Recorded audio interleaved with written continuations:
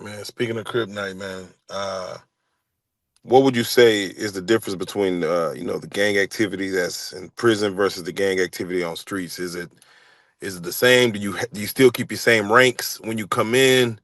How does it work and how does it differ? Right. So gang activity, of course, man, you gotta understand in the 90s, a lot of people got put down in prison. I mean, a lot of people uh, became Crip blood or whatever they became because they was in prison. You was in prison surrounded by gang members. Gangs run prison. But it is a difference. Gang banging in prison and gang banging on the street are two different scenarios. And be honest with you, gang banging in prison really don't count. Gang banging in prison is like training or practice. It's getting on the street where it counts, because on the streets you could have real enemies and real consequences, and you could be punished for the things in which you do. In prison, you have enemies, and the consequences are no different from the ones you are already dealing with on a day-to-day basis, meaning like you already locked up. So the consequences ain't that hard, but gang banging in the streets is way more deadlier. The odds are, the risks and the rewards are heavily unbalanced, and it's a totally different thing. Of course, I'm a person that gang bang in the streets, and then I went to prison and put it down also. But that's the difference. The difference is one of them is really being in your community. Because it's one thing to gang bang when we in here. People get put down with gangs in jail and then go home, and their community is not even a gang community.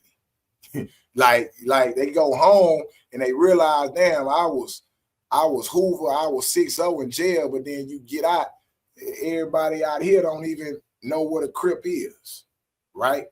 I didn't have that. I grew up in a Crip neighborhood. I grew up in a Crip community. So I was Crip in the world, Crip in prison, and then I had to come back to the Crip community as a reformed person. You see what I'm saying? So gang banging in prison is just passing time, man. It's like a training ground.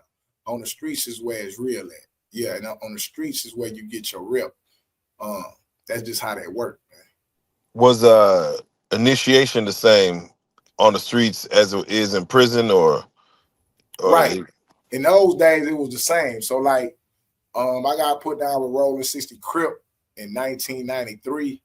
I was, damn, how old I was in 1993? 14, 15 years old. Yeah, I was 14, 15 years old. And I got put down with Rolling 60 Crip in my neighborhood. We was already Crips, but then sets started taking a part of it. Like, we started going to state school and getting put down with the curse of sets and the information of Tookie Williams and Raymond Washington and all that mythical, logical ass shit, right? Which led to me getting put on the set in 1993 when I was 14. that's real. Now, one thing that again, is we go by stereotypes of what people see and hear. They say once you get in prison, you quickly become a Muslim for protection. So a lot of people kind of just had this thing in their head to where if they're not affiliated to nothing, at least you become a Right, Muslim. Now you have affiliation to a protection or a blanket of protection within the Muslim community. right. Well, I mean, yeah, becoming a Muslim is like joining the gang. Yeah, it's like joining the gang in a sense. Being a Christian in there is like, but you gotta understand about why people turn to religion. Let's not just look at the Muslim religion. I'm talking about you going to prison. There's some pretty harsh conditions, man. I mean, some of the stories that I'm telling you, you like, God damn, you gotta live under them conditions. If you saw that Tory Lanez video, and you gotta watch Tory Lanez get stabbed up, and you gotta mind your business. And then 2-3 days later, or a week or two later, you gotta watch a man have sex with another man, right? You really start realizing you in the belly of the beast, and you start leaning on the God. I don't know. I don't know if I'm Yeah, giving you. I kind of get where you're going with this. Yeah, you start realizing what environment you is, and more niggas than touch God in prison than anywhere else. Do you hear me? Yeah, more nigga, you get in there and there's 3 niggas kick you in your ass. Boy, it been more prayers made it to heaven from prison than anywhere else. The judge, goddamn me, give you a life sentence. Man, it's been more redemption done behind them bars than any place else. And I'm saying that to say those conditions, those stressful situations, those stressful environments create devout Christians, devout Muslims, devout. You are looking for something.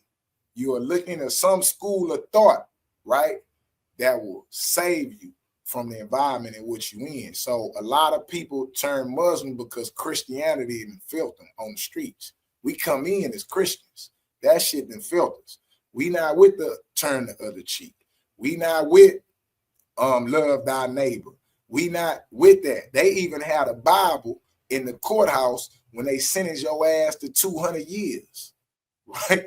Yeah, they got the Bible right there with them. They say they doing this in the name of the God in the Holy Bible when they goddamn me send you to 48 life sentences. So once you get into prison and you doing them life sentences, you know, you looking for something else. And religion, and Islam is the alternative to Christianity. So we become Muslims because it's new to us and the information in there is what we've been looking for most of our lives. So that's how that happens.